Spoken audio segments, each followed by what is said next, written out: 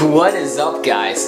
Welcome back to a new video. Today I wanted to talk about driving in Germany versus America. And yeah, so I've experienced a lot lately on that topic, and I was like, hey, why not make a video about it, you know? So that's pretty cool. First, before we get into the video, don't forget to subscribe, turn on my post notifications, and to keep up with my life and everything that's going on, follow me on Instagram, Twitter, Snapchat. All links are down below. Okay, so first of all, it really depends on which state you live in America, but in most states you can start driving when you are 15 with a supervisor, and you can start driving on your own when you are 16.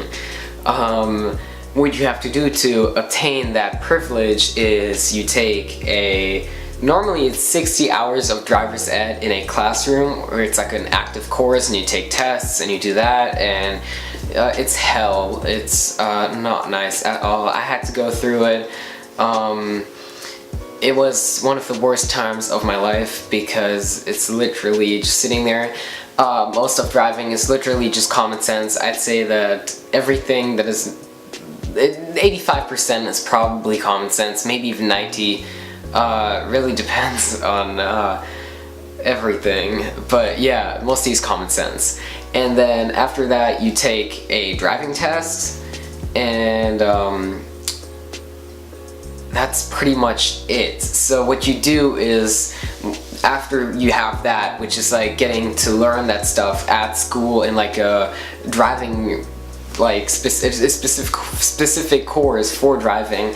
After that you go to this place called DMV, which is basically where you get your everything that has to do about cars. You go there for anything about that. So when you are 15, you go there and take your written test. When you turn 16, you go there and take your driving test, and they like see how good you drive. Okay, so I can say that I passed the course at the school. I got all the questions right on the test at this place called the DMV, which in America is very much known for its bad reputation of like sitting there for hours because of very long lines, and I agree, it's horrible and miserable, but it's one of the few stages you have to go through in your life, and you have to go there. For example, if you move, you have to go get a new license and blah blah blah and so on.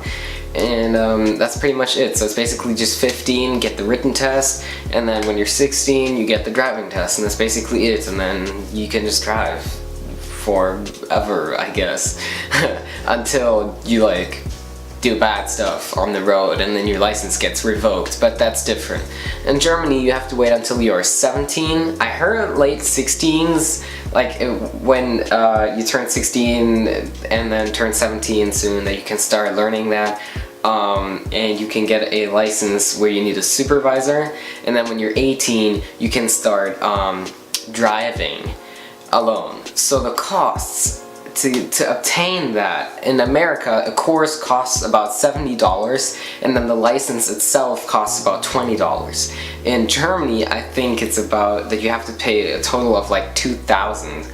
Actually, I think 1,000, around that area.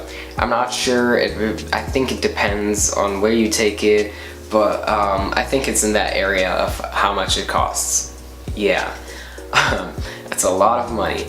And you have to take a long test and have to study a lot of more questions. In America, you have a test with of 25 questions, and you can only get 5 wrong. I did not have a problem with that. That was pretty easy because there are a lot of practice tests online, especially on Quizlet, so that's pretty cool. I heard in Germany you had to study a book, but like, since I didn't experience all of this in Germany, I cannot give you my own experience. Everything that happened in America, I can give you my own experience. So comment down below if you want to see a video of me driving, because that's really funny, and that would be cool, I guess. I was planning on doing a day in my life video pretty soon because I have some interesting stuff coming up, and yeah, comment down below if you want to see that too. In America, you need to have an insurance once you turn 16 and drive alone without a supervisor, and in Germany I heard you only have insurance for the car, not for like you driving yourself. So that means if in America, you, let's say, have a car and you can drive and you let your friend drive your car. The car's not insured, which means that if you get in a car crash and an accident, a collision, that the insurance won't pay that because you didn't drive it, because you're insured with that.